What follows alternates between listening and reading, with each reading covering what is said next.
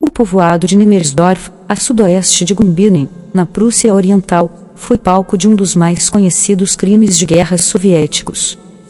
O assim chamado Massacre de Nemmersdorf ocorreu em 21 e 22 de outubro de 1944 e tornou-se símbolo do horror das atrocidades cometidas pelas integrantes das Forças Armadas Soviéticas contra a população alemã oriental. Os fatos. O historiador norte-americano Alfred M. Zayas, um especialista em direito internacional, classifica este crime como um dos mais documentados exemplos das atrocidades cometidas pelos soviéticos na Segunda Guerra Mundial. Devido à ponte sobre o rio Angerap, o local era estrategicamente importante. Em 20 de outubro de 1944 reinava o caos no povoado. Caravanas de fugitivos, se comboios de transporte militar congestionavam-se. Escasseavam informações confiáveis sobre a situação fronteiriça. Muitos moradores decidiram acompanhar as caravanas de fugitivos. Em 1949 foi criado na então Alemanha Ocidental o Bundeswehrtreibungsministerium Muniz, Ministério Federal, incumbido das questões decorrentes da expulsão e perseguição da população alemã oriental. Na documentação elaborada pelo Ministério, a expulsão da população alemã das regiões a leste dos rios Oder-Neisse constam diversos testemunhos do ocorrido. Entre os testemunhos aos depoimentos do Volksturmana, miliciano, Karl-Poltrop, que declara a existência de no mínimo 72 mortos, sendo que 6 mulheres foram crucificadas nuas, 4 das quais numa carroça e as restantes num portão de galpão, silo. De uma idosa cega foi partido o crânio com um machado ou pá. Todas as vítimas femininas foram estupradas.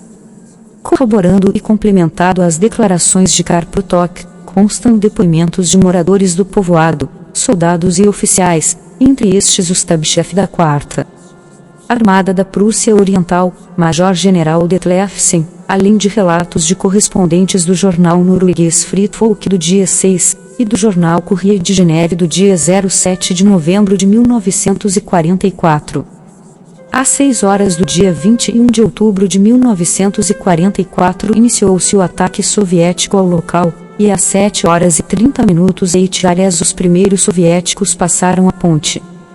Ao início dos combates, 14 moradores refugiaram-se num abrigo.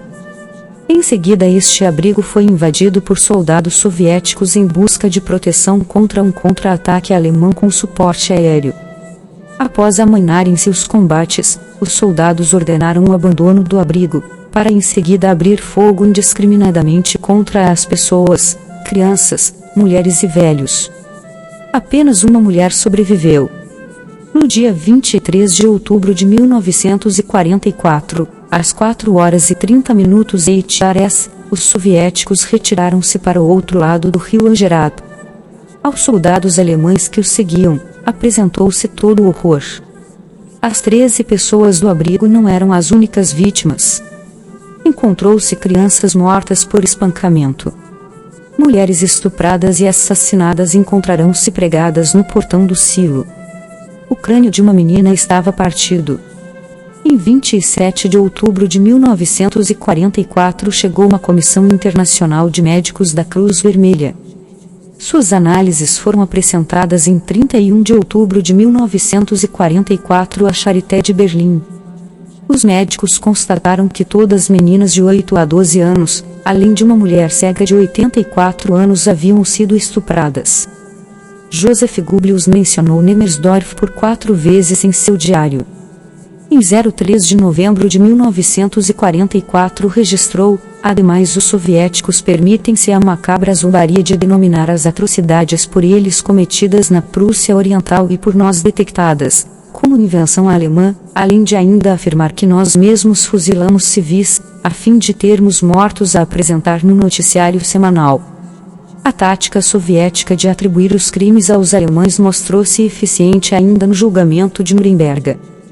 Os acusadores aliados assimilaram a versão soviética, por conveniência ou por estarem totalmente imbuídos da propaganda anti-alemã de forma a desconsiderarem qualquer possibilidade de sua inocência.